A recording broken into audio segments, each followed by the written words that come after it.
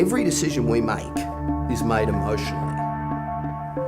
We then justify it pragmatically. And if you don't get the emotional connection first, you'll lose. How many of you have been to Disneyland? Stop me if I tell a fib. If I lie, just stop me.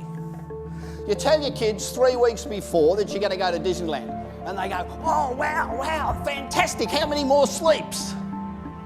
You say, 20 more sleeps. Now, they're excited, aren't they? They are excited. They haven't been to the place yet, and they're excited. They're already having a good time. Now, how would you like to have a brand where somebody said, I'm going to go and see my ING rep in 3 weeks, and they go, wow, how many more sleeps is that?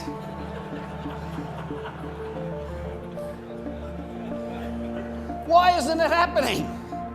If you pick up this morning's paper or watch most ads on television or listen to the drivel they throw at you on radio, there's very little emotional connection.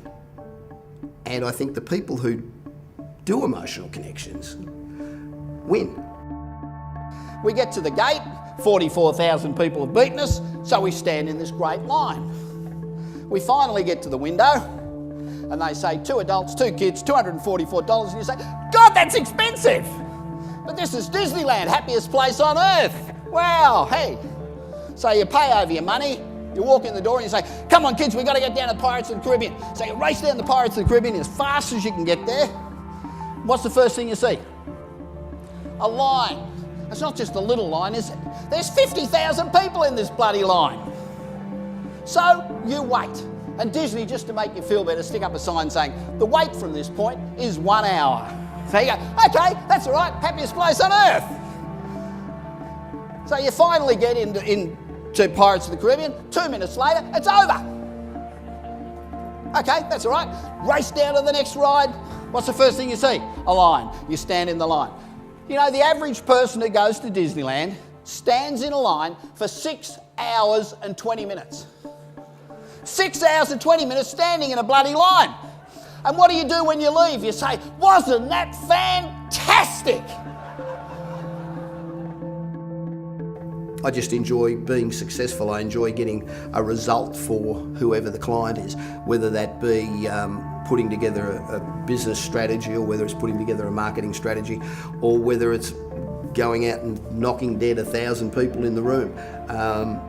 It's about achieving the result that you need to achieve. I've been doing this for a long time, and I work with corporations all over the planet. And we go in and we develop customer service policies, just giving every customer a great wow experience every time, and we change bottom lines dramatically. Not advertising, not promotion, not new products, just good, old-fashioned, bloody good service.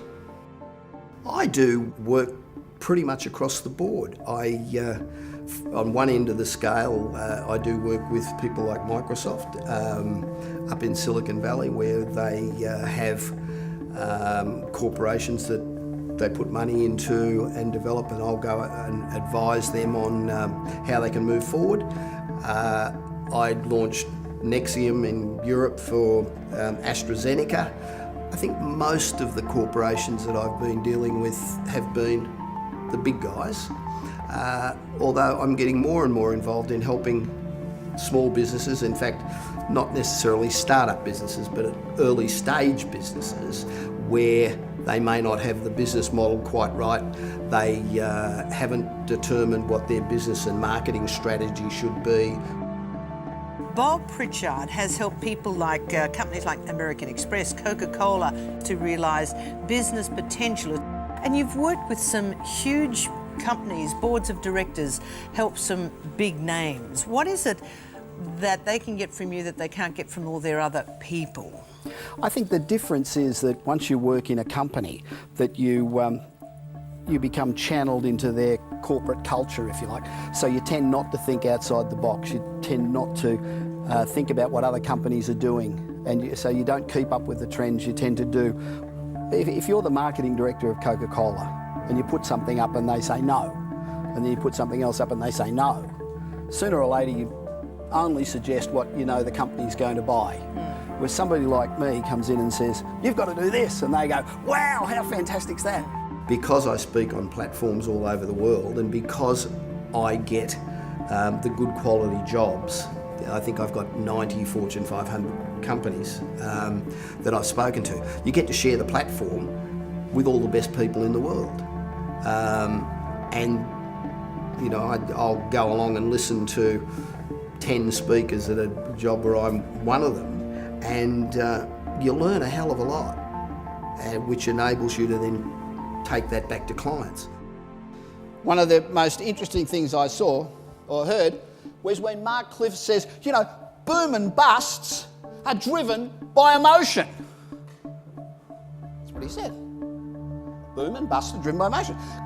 God, if boom and bust, the future of the world's driven by emotion, why aren't we using more of it?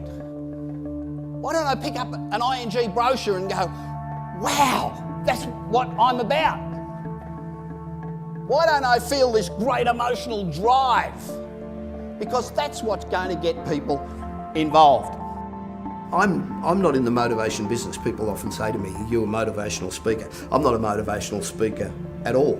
I'm a person who gets across a whole bunch of information that is as simple as I can make it so that they can walk out and implement it tomorrow, so that you don't get back to the office and say, geez, what do I do now? It's information that's practical, logical, you can implement tomorrow.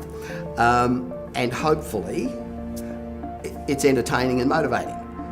This world is full of good people, and if you want to be the best, you have to put in the yards. And there's no shortcut to success. Hard work, hard work, hard work. They're the three keys. They're the only three keys.